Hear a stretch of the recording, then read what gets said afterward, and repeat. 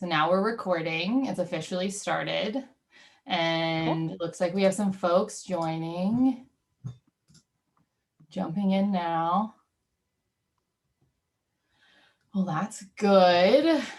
We had a really high number of RSVPs to this one, Jess. So I'm expecting a lot of eager Mixpanelers come in and be wowed by all of your excellent demonstrative abilities.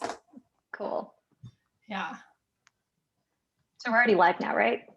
Yeah, we are live. Cool. Yeah. So I think for everyone who's jumping on, like I said, we had like a fairly large number of RSVPs. So I want to make sure everyone has a chance to jump in.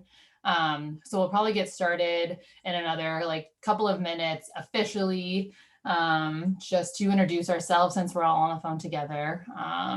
I'm Kylie. I'm a former CSM and now growth marketer at Mixpanel, and I'll be kind of on the back end answering questions, maybe funneling them to Jess if we need to stop and have a little bit of discourse about them, but I'll mostly be the one like in the Q&A thread, on the chat as well. And then Jess, if you want to like just quickly say some of your exemplary accolades to let everyone know what a top quality Mixpanel folk you are.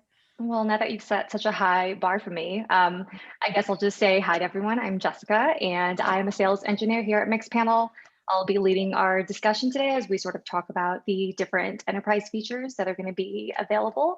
And I'd love everyone's participation. We have a Q&A chat box available feature down here in Zoom. So feel free to jump in and ask any questions.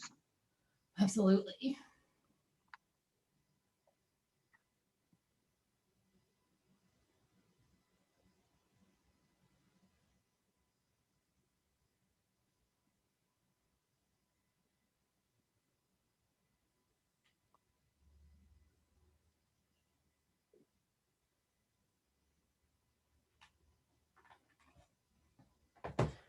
Okay.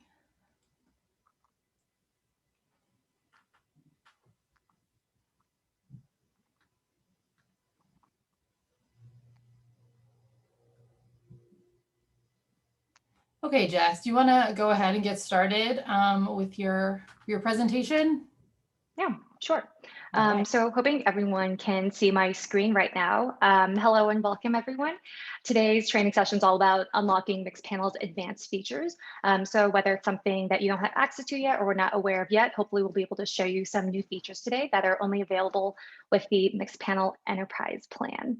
Before we get started, just a few quick housekeeping items.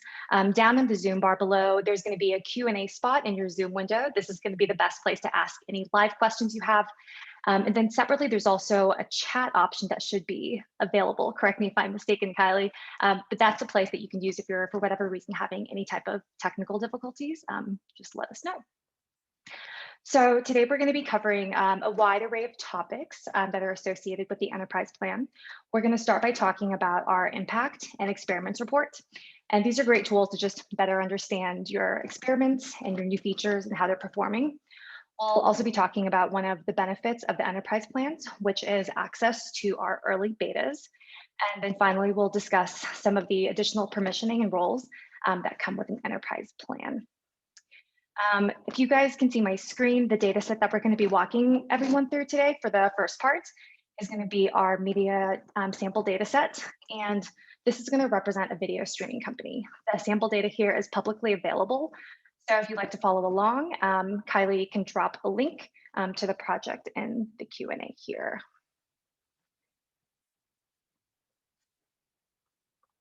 Sorry, I'm just trying to see if I can view this chat option. My view's a little bit different here.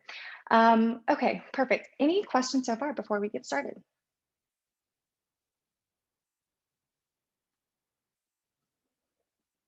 Okay, great. So to kick off today, we're going to start by talking about our impact report. So in a nutshell, this report is going to allow you to determine how a new feature or campaign is affecting a key metric that you care about.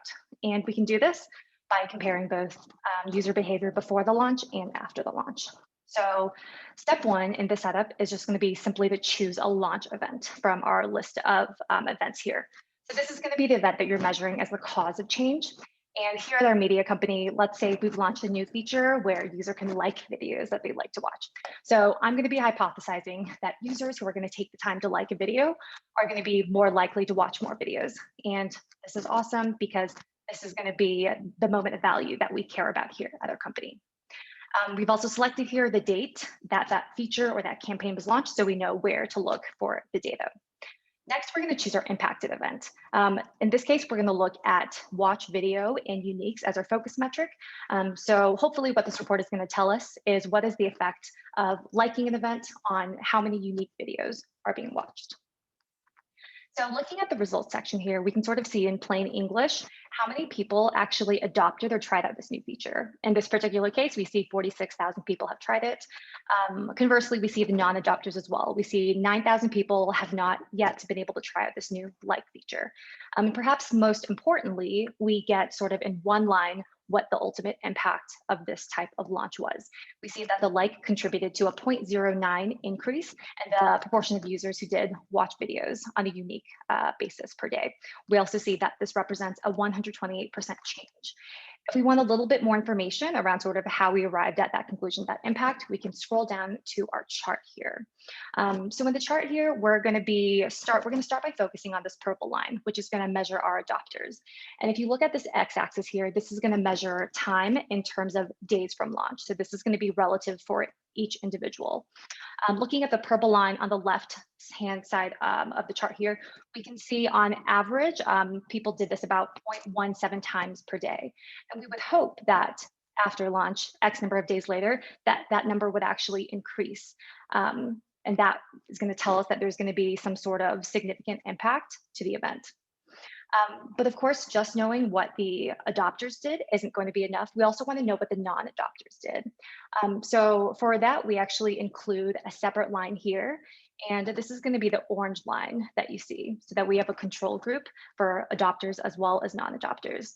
And as we see the effect of how many times videos are watched, we would hope that the spread here is going to be larger after the video launch to tell us that it was actually impactful. And that's the reason that we have more people watching videos in our platform. So while the inclusion of a non-adopter group is going to remove one of the confounding variables, we've also introduced another report that introduces propensity modeling to remove for self-selection bias, where we refer to self-selection bias as the tendency for users who are sort of power users and use your product a lot to perform the impacted metrics. So we can take a look at this report here. It's actually the same report, just including the propensity analysis. And we can see here that there is a statistically significant effect on watch video, and that on average, a user who used or adopted this like feature actually watched the videos 0.28 times more.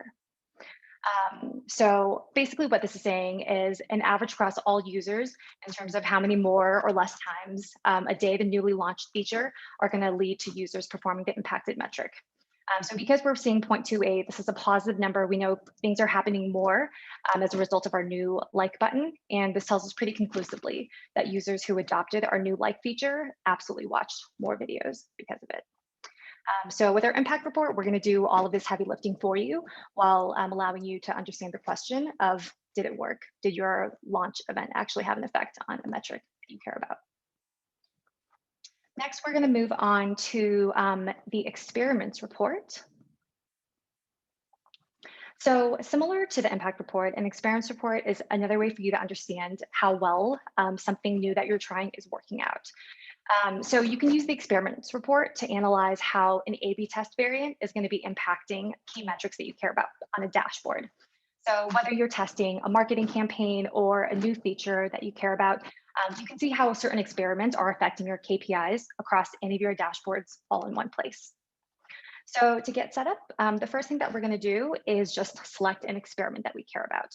And as long as you're sending the experiment data to us, the name of that experiment is going to appear in this dropdown. So whether it's like a homegrown solution or using a different tool, you can send in experiment data and everything will show up in this dropdown here.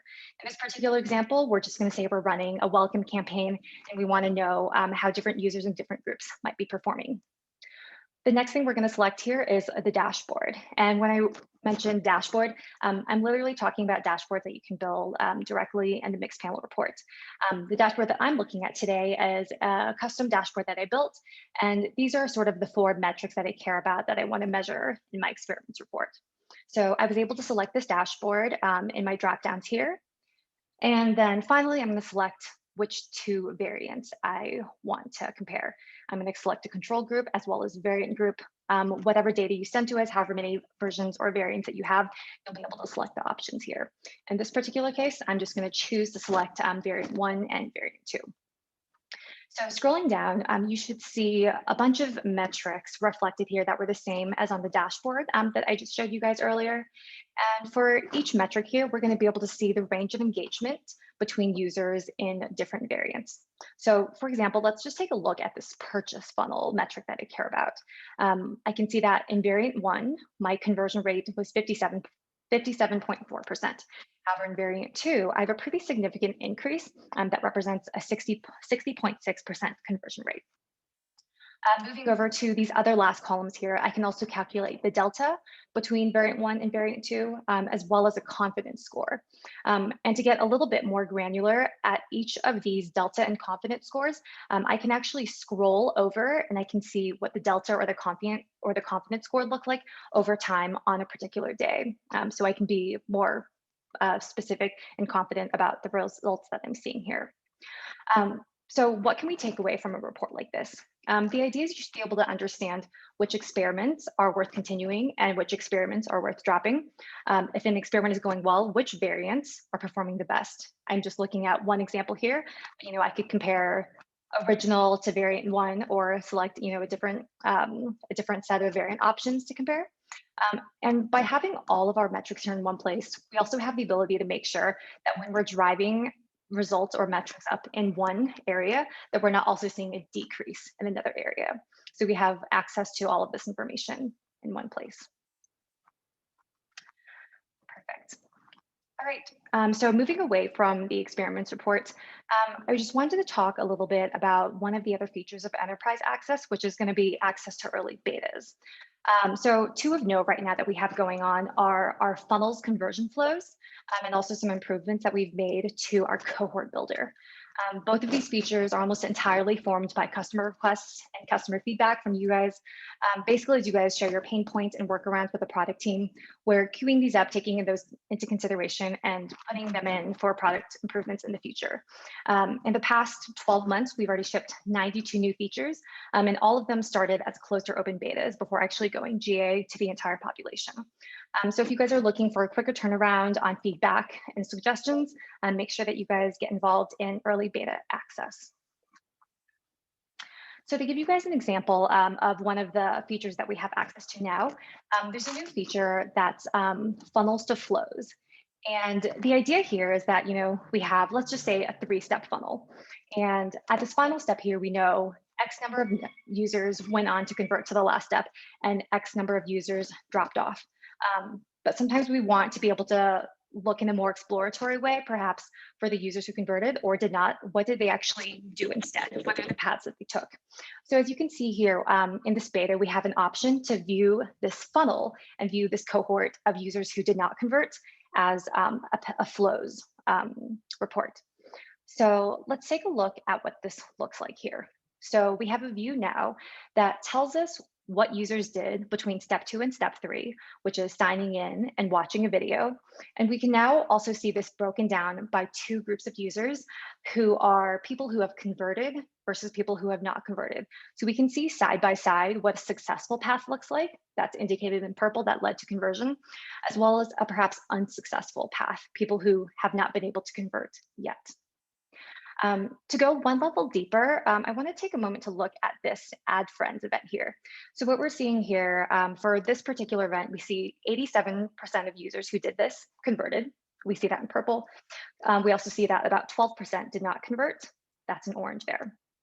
So what we can take away from this is that if overall conversion is 87.8% here, and our overall conversion is 86.9% here, what we can conclude is that when users add friends as an event immediately after they sign in as the next step, this actually leads to an overall increase of 1%. So maybe this is a type of behavior that you want to encourage. You want to get people to add friends as quickly as possible after sign in.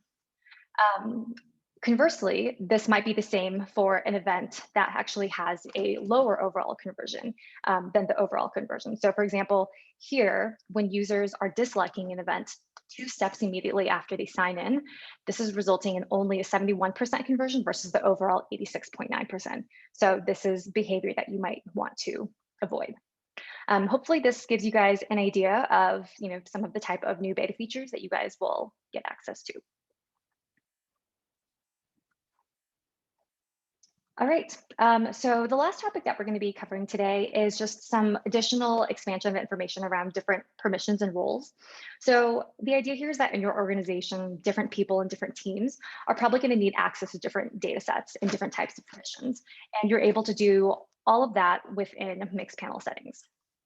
So let's start talking about data sets. As you can see, we call this data views, and this is listed under my project settings here.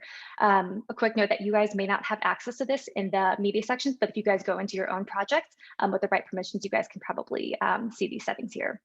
So within the project settings, you'll see that you have the ability to actually create multiple data views. And data views is something that's going to allow you to choose just a subset of all of your project data and extend access only to the right people who need it. So for example, if you have data across web platform and iOS platform and Android platform, and you have certain teams who are only working on your iOS or your Android product, rather than cluttering their views with the entire data set, you might want to limit them or just give them sort of a filtered view access to just the data that they care about. Alternatively, maybe this is something that's team-based. You have a North America team that really only cares about event and user data that's happening in North America. You could create a separate data view and only give access to those teams as well. So rather than forcing users to navigate the entire data set, they can immediately hone in on the information that they need. Let's take a look at what it actually looks like to define a data set. So here I'm looking at a data set where I only want to look at iOS data. I have some descriptions, visibility controls, editing controls listed out here. But what I really care about is going to live under this filtered view here. This is going to control exactly what's going to live within the platform iOS view. So this might be event-based. I might only want to allow certain events that I know are associated with iOS to live here. But also, this might be a situation where I'm tracking this data as like a property, whether that's an event property or a user property.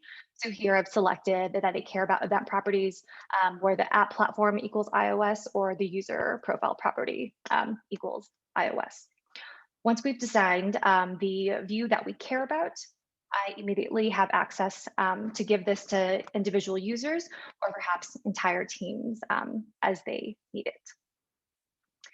So while data views allows you to control the data set for entire teams and entire sets of data, there also might be times where there's some additional sensitive properties, maybe something like age or like age, date of birth, or email that you want to track in your project, but you just don't want everyone to have access to. So in this particular case, we do have the ability to go into our lexicon tool and mark certain user properties or even event properties as classified. So here I've marked age, and I could click this button, mark classified, to make sure that only certain people with the right permissions can view this. And you can see this under these project user settings under the column that's called classified data. And only people who I've checked this box for will be able to view that sensitive data. What this means is that if you're someone in the organization who doesn't have access to view the classified data, you won't be able to query on these properties. And if someone sends you a report that contains these, you'll be blocked from viewing that report where that data exists. And this is just one more step that we can take to make sure that your guys' data is safe. Finally, while we're here on project roles, if data views is going to allow us to control what a data or a user team can see, project roles are going to determine how a user can actually interact with your data, how they're able to interact with reports. So think like viewing, editing, or sharing reports in different cohorts. So through a number of different roles and permissions, you'll see we have at the highest level owners and admins, analysts, consumers, messengers. These are going to be available at both the project level as well as the organization level, which is going to apply across all of the projects that you have. And this is going to determine, who can create, view, or delete projects, who can create reports, edit and save reports, or manage other settings that are available here. So depending on what your job is on the team, Mixpanel can set you up with the exact information and the accessibility that you need. Um, the last thing that I just wanted to point out in terms of setting and admin features is SSO. Not going to spend a lot of time here. I'm going to keep it pretty short and sweet. Basically, we support it. So if you guys are using some sort of IDB tool, Okta, Microsoft Azure, whatever it may be, you can get access to Mixpanel immediately and take advantage of some of our just-in-time provisioning features as well. And that's going to remove the need for your admin to add individual users to a Mixpanel organization. We also support things like One Login and G Suite, but if you're using another IDP that I haven't discussed today, it is still possible to get set up with SSO. If you guys have specific questions around that, either reach out to your sales rep or account manager, and we'll get you in touch with our SSO team for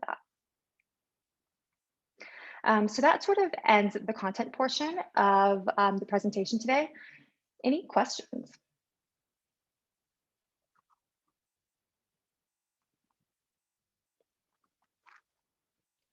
Let's see. Do we have the ability to drill down to specific users for the purpose of creating targeted lists for user engagement? For example, identifying users who haven't logged in for 7 days or more, users who haven't interacted with a specific event. Yeah, absolutely. We can do that with our cohorts. If you guys have access to a Mixpanel project already, or even if you're new, if you go to the media project that Kylie put in the chat, if you go over to our cohorts tab, you can start creating a cohort that says, users who have, done X action for 7 days or more. If you click on the did button, that turns into a did not. And in that way, we can also capture user cohorts of people who haven't interacted with a certain feature.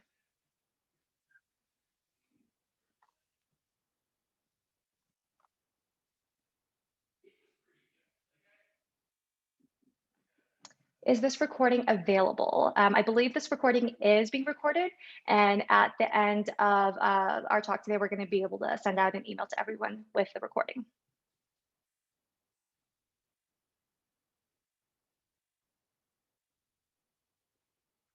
What would be the best way to track uninstalls of the app? I believe we have a help center article that covers that. It sounds like there's quite a few questions that are coming in that are sort of around Mixpanel overall. And maybe we can answer those questions in a follow-up format after the call, if that works. Okay, a question here about experiments. Do setting up experiments require engineering effort, or is it all driven by events and cohorts? So this experiments for it specifically is going to require engineering effort in the sense that you need to be running some sort of A/B test, whether that's an in-house tool that you have, whether you're using an A/B testing tool like Optimizely or VWO. Our experiments report allows you to analyze experiments that you've conducted outside of Mixpanel and to see how it impacts KPIs and metrics that you have on dashboards within Mixpanel. There's also a question about how we get on the beta list. The beta list for any of our customers who are on our enterprise plans, you should be able to reach out to your account manager or CSM, and they should be able to get you added. I think Kylie's also typing an answer to that as well.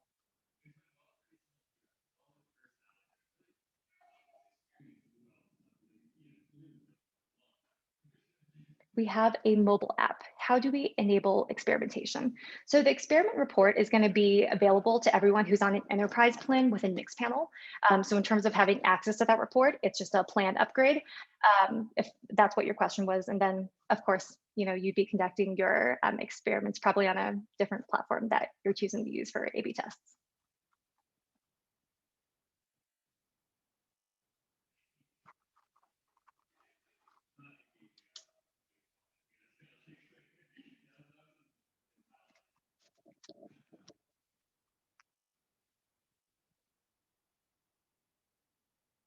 All right, so we have about 5 minutes left in our time together. Okay, looks like we have one more question that came in. Push notification support, is it still available or not? That's a good question. Right now, push notification support should be available to existing customers. I don't believe we're offering it to new customers at the time, but we can also talk offline about your specific situation.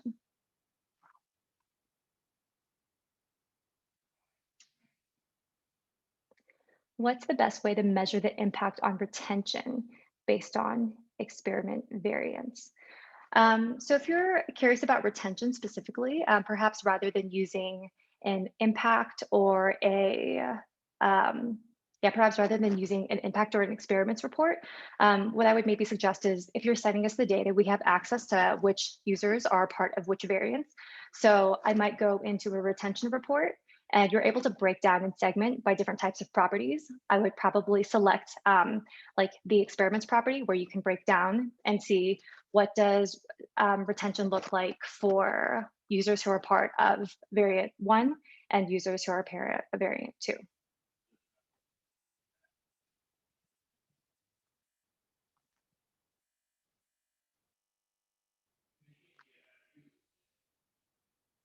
All right, it looks like we don't really have any other open questions at the moment.